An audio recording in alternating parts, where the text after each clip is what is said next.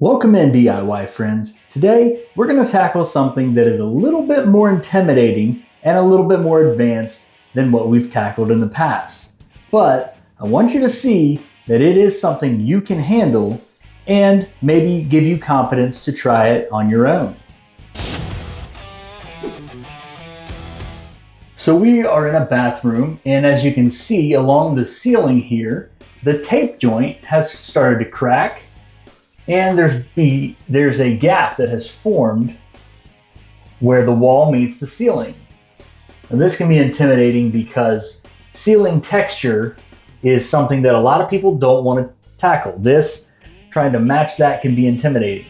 But it is worth a shot to save yourself a ton of money. So we're going to do that together today. Now we're going to start off by cutting out some of this along the ceiling here.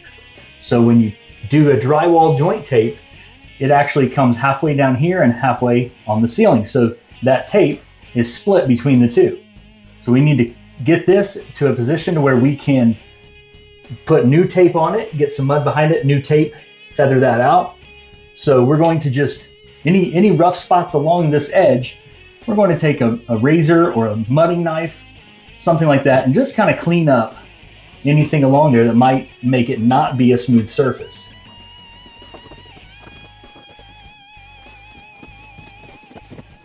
You always want to stir your joint compound when you open the bucket.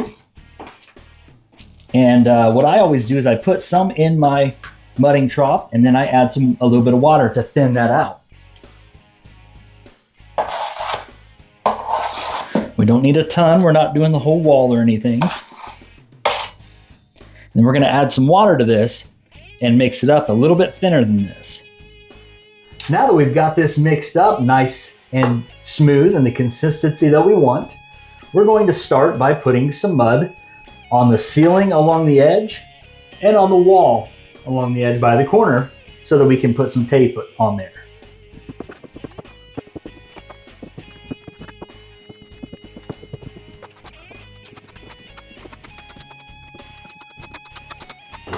Now you don't need it really thick, you just need a thin layer there so that you can put the tape there. Then you're going to put some mud over the tape, feather it out, sand it, and that's what gives you that adhesion that you need.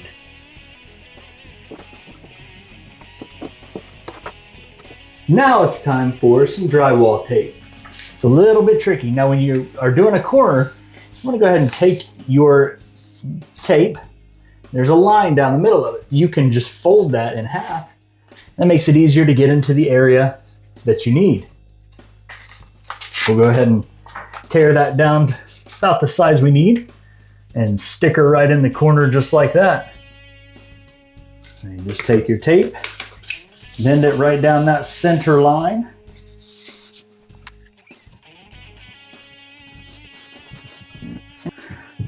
So I'm going to take a smaller knife and just kind of pull from the corner out, and that kind of pushes that tape down in the corner there. So do the same thing going down, and you don't want to pull it out of the corner. You want to have a nice crisp corner there, but I'm going to just kind of push it down so you make sure it is adhering and not sticking up behind it there.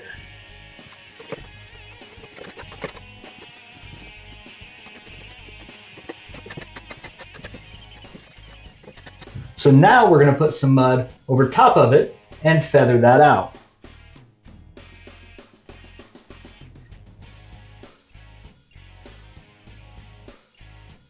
And we may drop some mud in the process.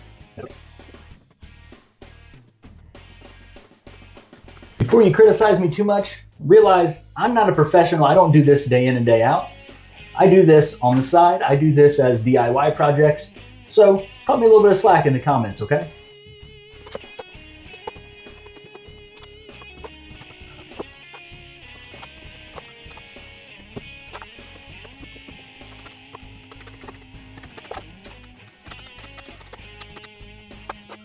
Now, while the drywall mud is still wet, I'm going to take a sponge, and this is a drywall texture sponge.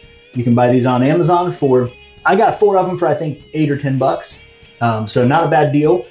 You do have to kind of fluff them up a little bit when you get them. They come real thin in a vacuum sealed package. No big deal, you kind of fluff them up, they air up eventually. But I'm gonna take that, and to match this texture, I'm gonna go along the ceiling and apply a pretty good amount of pressure, and we're gonna see if we can get that to match what's already there. It's actually turning out really, really well. I'll get a close up here soon so you can see it a little better, but I'm really liking how it's turning out.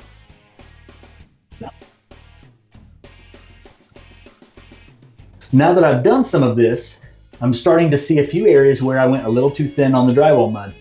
So I'm gonna go back on the ceiling with a little bit more mud, get it thicker, and then go back and texture it again. So now you can see that we've got all this textured all along the corner there. And you can see it matches pretty well with the texture that's already there. So we're gonna let this dry, and then we'll put a second and third coat on the wall to feather that out, sand it, and then it'll be ready for some paint. So here we are, back at it again. And just to be honest with you, I made a few mistakes on my first time around. Like I told you, we're learning this together. So I'm gonna let you know my mistakes so that you don't have to make them.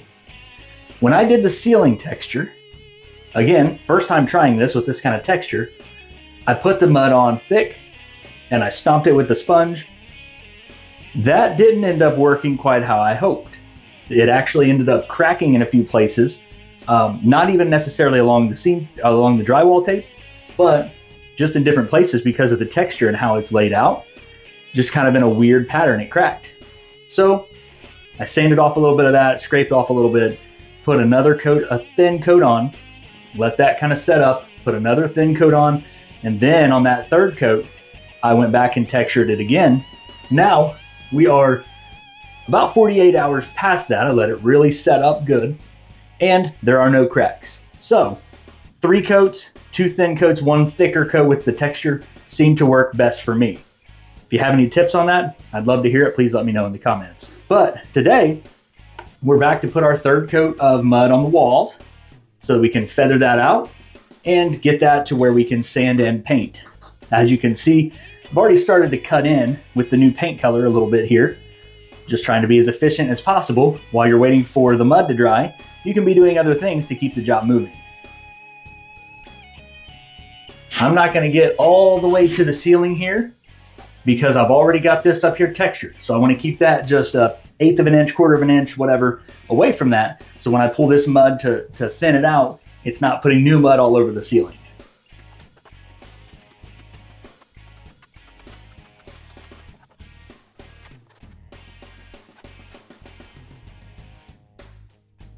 Whew!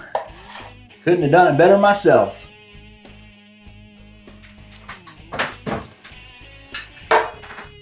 Now that all the drywall work's done, we are ready to start painting the ceiling where we repaired it. So you want to use a primer with paint or just a primer, whichever you prefer, but you definitely want to prime anywhere where you repaired before you roll the ceiling. So we're going to prime this area, we're going to let that dry, and then we will roll the entire ceiling. Now the beauty of this is it doesn't matter if you get it on the walls. You don't have to have a perfect cut in because you're actually going to be painting the walls as well. So this is all getting painted over. When you paint the walls, you will need to have a good cut in, but for the ceiling, you don't have to. You can just make sure you get it coated nice and heavy so that it covers. But you don't have to worry about getting it on the wall or not because that's getting painted anyway.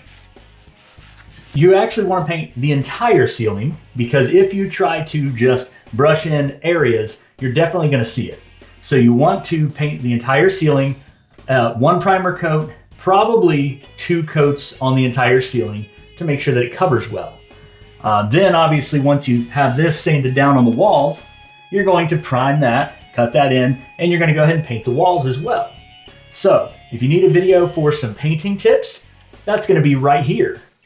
If you need a video with some drywall finishing tips, that's going to be right here. Check those out. Hopefully you enjoyed this journey with me today, learning the tips and tricks that I learned during this process. We'll see you next time.